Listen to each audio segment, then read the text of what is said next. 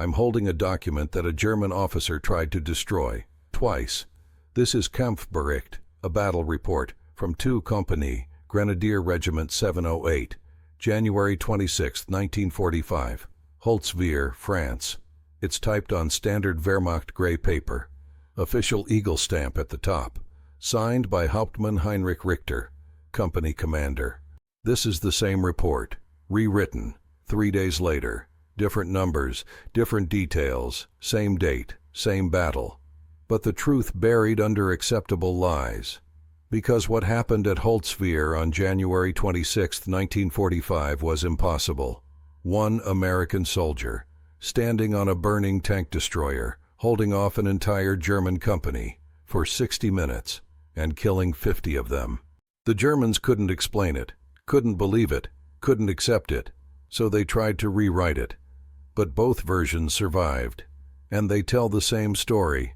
A story about a baby-faced American kid who turned a German company's certain victory into their worst nightmare. January 26, 1945, 2:35 p.m., Holtzwihr, France, German lines. Hauptmann Heinrich Richter stood in the tree line, cold, wet, watching. He commanded 2 Company, Grenadier Regiment 708, 240 men, 6 Panzer IV tanks, supporting artillery. They'd been fighting Americans for 3 weeks, retreating, slowly, stubbornly. The Colmar pocket was collapsing. Everyone knew it, but orders were orders. Hold, delay, make them pay for every meter. Richter raised his binoculars, scanned the field ahead. Flat, open, 500 meters to the American positions. The village of Holtzwihr sat behind American lines, smoke rising. Artillery had hit it hard this morning. American 3rd Infantry Division held it. Dug in, waiting. Richter's orders: attack, retake the field, push Americans back, standard Wehrmacht doctrine. Tanks lead, infantry follow, artillery support. Simple, except nothing was simple anymore. January 1945. Germany was losing. Everyone knew that too. But you don't say it out loud. You follow orders. You attack. You die if necessary. Herr Hauptmann, Oberfeldwebel Klaus Steiner appeared beside him. Company senior NCO, veteran, Russia, Italy, France. He'd seen everything, survived everything. The men are ready, Richter nodded. Tank support?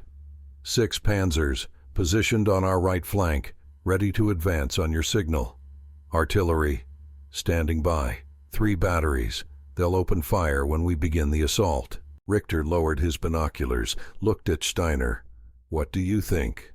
Steiner was quiet. Then, I think the Americans are dug in. I think they have artillery. I think we'll lose men. Pause. But we'll push them. We always do. Richter checked his watch. 2:47 p.m. Time. He turned to his radio operator. Signal all units. Attack in 5 minutes. The radio crackled. Confirmations came back. Infantry, tanks, artillery, everyone ready. Richter felt the familiar tightness in his chest. Pre-combat nerves never went away. 19 months of combat, still felt it every time. He looked at the field again. Open ground, no cover. Americans had the advantage. High ground, fortified positions. But they were weak here. Thin lines. Richter's intelligence said 1 American company, maybe 120 men, against his 240, plus tanks, plus artillery. Math favored Germans. Math always did, in theory. 2:52 p.m., 3 minutes. Steiner moved down the line, checking men, adjusting positions, making sure everyone understood. Attack in waves. First wave, 60 men, suppress American positions. Second wave, 80 men, exploit gaps. Third wave, 100 men, secure objective. Tanks would advance on the flanks, provide covering fire. Standard tactics, proven tactics. Richter watched American positions. Quiet, too quiet. They knew Germans were coming. They always knew. Question was, how ready were they? 2:55 p.m. Herr Hauptmann, radio operator. All units report ready. Richter nodded. raised his signal flare pistol. Red flare. Attack. He aimed skyward, pulled trigger. The flare arced up, bright red against gray sky. Burst. Hung there. 3 seconds later, artillery opened fire. Whistling, screaming, impacting on American positions. Explosions. Smoke. Dirt fountaining upward. Standard preparatory barrage. 30 seconds. Then infantry. Richter watched. Counted. 30 seconds. Barrage lifted. Silence. Then whistles blew. German infantry stood, began moving forward, walking, not running, walking, rifles ready, MG-42 machine guns firing, suppression. The first wave crossed into the open field. American positions stayed quiet, too quiet. Richter felt it. Something wrong. Then American artillery answered. Incoming, impacting among German first wave. Men falling. Explosions. Screaming. But the wave kept moving. Second wave following. Discipline. Training. Wehrmacht professionalism. Then American small arms opened up. Rifle fire. Machine guns. Mortars. The field erupted. German first wave went to ground, taking cover in shell holes. Returning fire. Second wave advancing. Tanks moving forward. Rolling through first wave. Engines roaring. Cannon firing.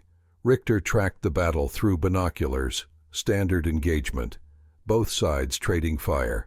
Germans advancing slowly. Americans holding. Normal. Expected. Then Steiner was beside him again, pointing. Herr Hauptmann, there. Richter shifted his binoculars, followed Steiner's direction. Right flank. American positions. Something burning. A vehicle. Tank destroyer. American M10. Hit by German tank fire. Smoke pouring from engine. Flames visible. It's burning, Richter said. So what? Someone's on top of it. Richter focused. Adjusted magnification. There. On the burning M10. A figure. Small. American uniform. Helmet. Standing. Not running. Not abandoning the vehicle. Standing. Behind the .50 caliber machine gun mounted on the turret. Richter stared. He's staying on a burning tank? Looks like it, Herr Hauptmann. The American opened fire. The .50 caliber thundered. Even at 500 meters, Richter heard it. Heavy, rhythmic. Tracer rounds streaking toward German positions. Hitting, men falling. Get a tank on him, Richter snapped. Kill that gun. Radio operator relayed orders. One Panzer shifted fire. Aimed at the burning M10. Fired. The round missed. Hit dirt behind the M10. Exploded. The American on the turret didn't flinch. Kept firing. Traversing the .50 cal. Raking German infantry positions. Richter watched. Fascinated. Horrified. One man, on a burning vehicle, in the open, refusing to die. He could see him now. Clear through the binoculars. Baby-faced. Young. Maybe 19, 20. Small. Thin. Not the typical American soldier, not the big corn-fed Midwest farm boys Germans had learned to respect. This was a kid, and he was killing Germans like he'd been born to do it. Richter kept the baby-faced American in his binoculars, watched him work. Methodical, professional. The .50 caliber traversed left to right. German infantry diving for cover. Men hit, screaming, bleeding. The Panzer fired again, missed again. The American didn't duck, didn't flinch, kept firing. Get him, Richter snapped. Get that gun. Another Panzer joined the first, both targeting the burning M10. Shell after shell, dirt exploding around the American, shrapnel flying, smoke thickening. The tank destroyer burned hotter, flames visible along the engine deck, black smoke billowing. The American stayed. 3 p.m., 13 minutes into the assault. Oberfeldwebel Steiner appeared again, face pale. Casualties mounting, Herr Hauptmann. First wave down 20%. Second wave stalled. Richter didn't look away from his binoculars. Push the third wave forward. Get tanks closer. The tanks can't get past that .50 cal. Richter finally lowered his binoculars. Looked at Steiner. One man. One machine gun. 2 tanks can't kill him? Steiner shook his head. Not one man. The American infantry is dug in. Machine guns, bazookas. But that one, he's holding the flank, keeping us pinned. Richter stood, walked to the forward observation post, saw it himself. The field was a slaughterhouse. German first wave pinned down, casualties mounting. Second wave taking cover behind burning tanks. Third wave hesitant. American fire concentrated. Mortars, artillery, machine guns. But the right flank was chaos. German infantry couldn't advance. Every time they tried, the 50 cal on the burning M10 raked them. Men falling, officers dead, NCOs wounded. The baby-faced American controlled the field. Richter made the call. Get infantry around him, flank him, mortars, artillery, whatever it takes. Kill that one man. 3:05 p.m., 18 minutes into the assault. German mortars opened fire, 81mm rounds arcing toward the M10, impacting around it. Near misses, direct hits on the ground beside it, shrapnel flying. The American stayed low, returned fire. The 50 cal kept talking. Richter watched, counted. 5 mortar rounds, no hits. The American popped up, fired, traversed, fired again. German mortar crew silenced. American counter-battery fire. Steiner beside him. He's calling artillery, Herr Hauptmann. Look. Incoming American shells. 105mm, heavy, accurate, walking through German positions. Explosions, men screaming, trees splintering. The baby-faced American on the burning tank was directing it. One hand on the radio, one hand on the 50 cal, multitasking death. Richter's radio crackled. Panzer Commander, Herr Hauptmann, we can't advance. That machine gun pins us. Request permission to withdraw. Denied, Richter snapped. Flank him. Infantry assault. Now. 3:10 p.m., 23 minutes into the assault. Lieutenant Karl Weber led the flanking maneuver. 20 men, veterans, Russia survivors, sneaking through the woods on the Americans' left. Low crawl, silent.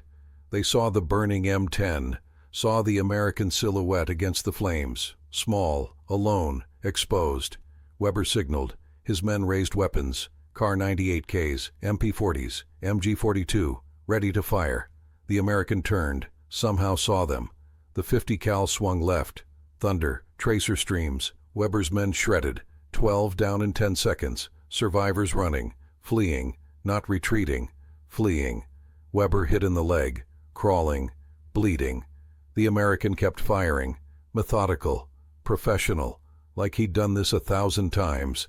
Back at the observation post, Richter saw it, through binoculars. 20 men, flanking attack, perfect position, perfect moment.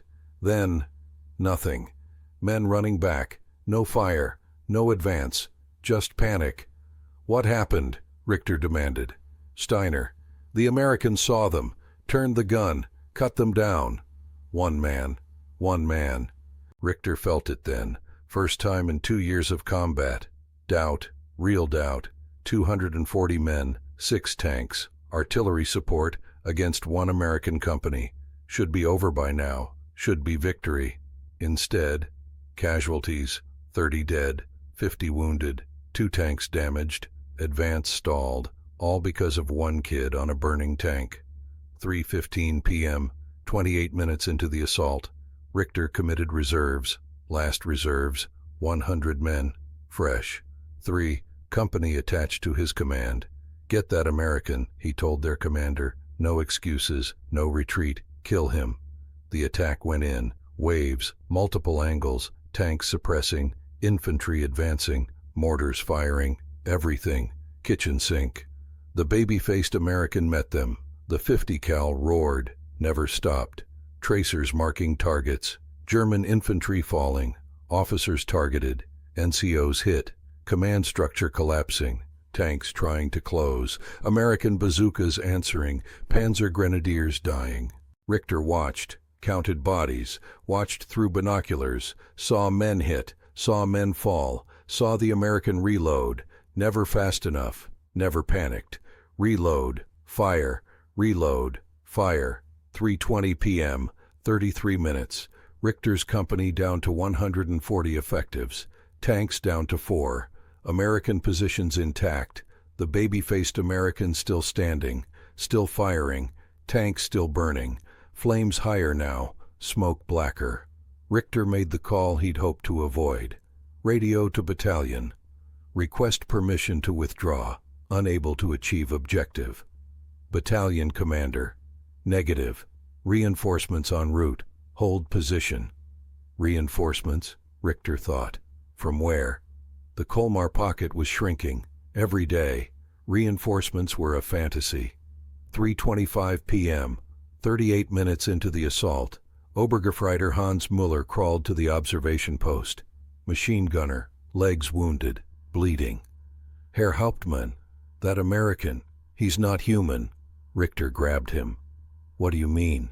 Müller, I saw him through the scope, reloaded 5 times, flames all around him, shrapnel hitting his tank, mortars missing by meters. He doesn't move, doesn't flinch, just kills.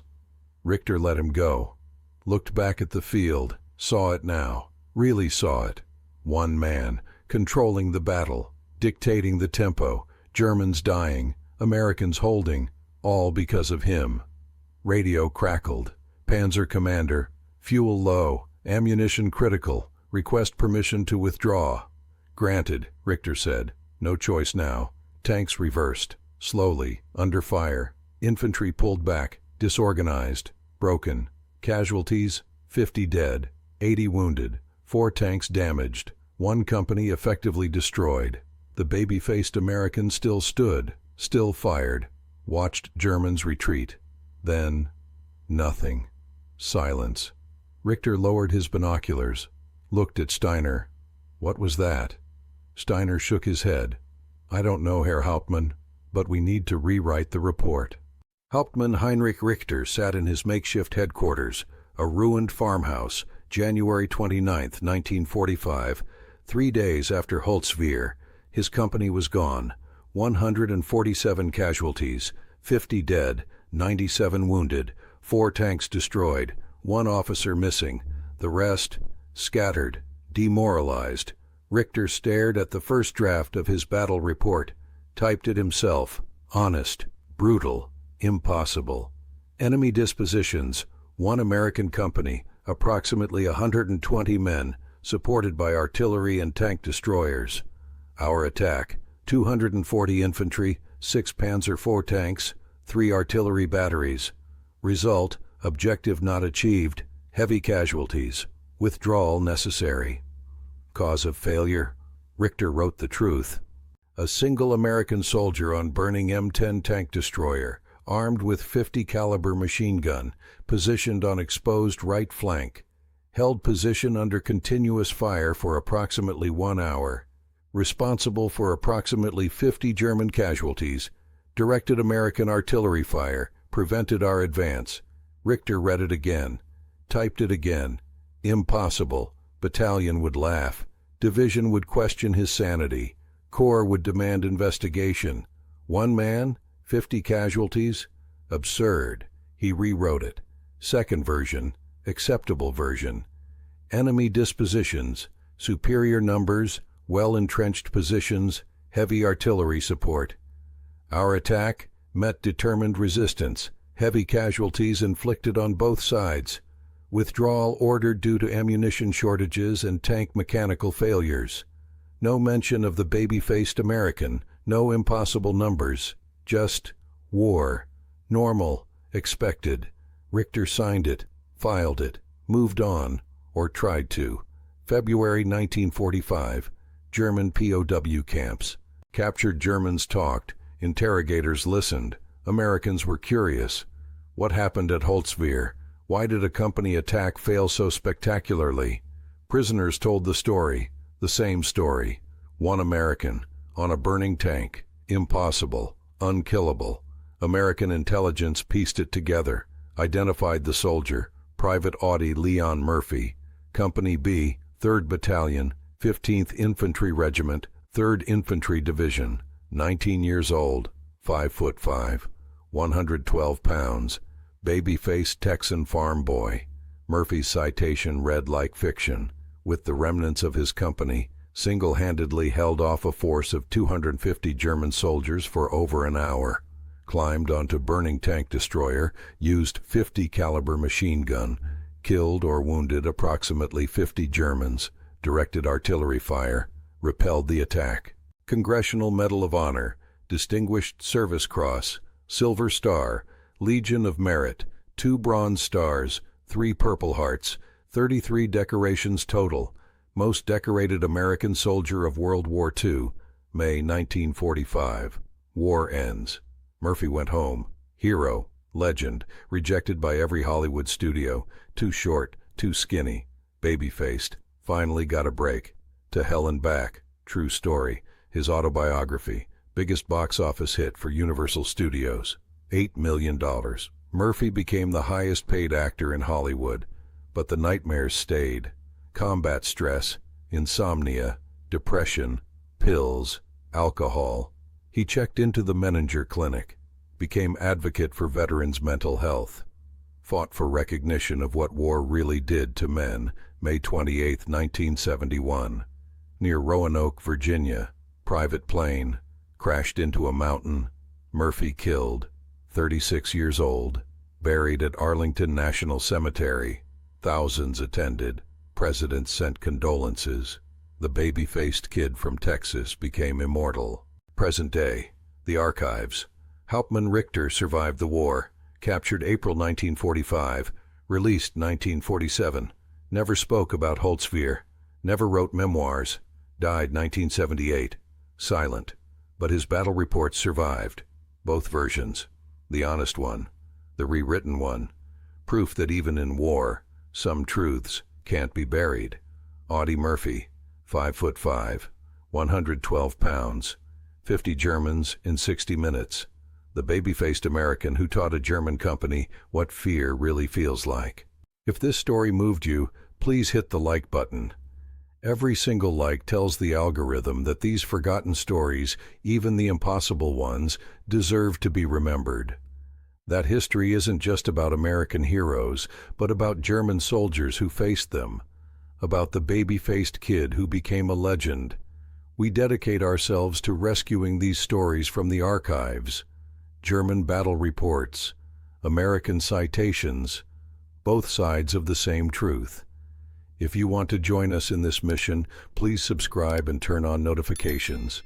We're bringing these stories back to life every week. Real documents, real people, real history. Where are you watching from? Write in the comments your city or country. Tell us if anyone in your family served in World War II. Tell us if they ever talked about what they saw, what they did, what they carried home with them. Thank you for ensuring that Private Audie Murphy, Hauptmann Heinrich Richter, and the 253 men who fought in this impossible battle at Holtzwihr are not forgotten in silence.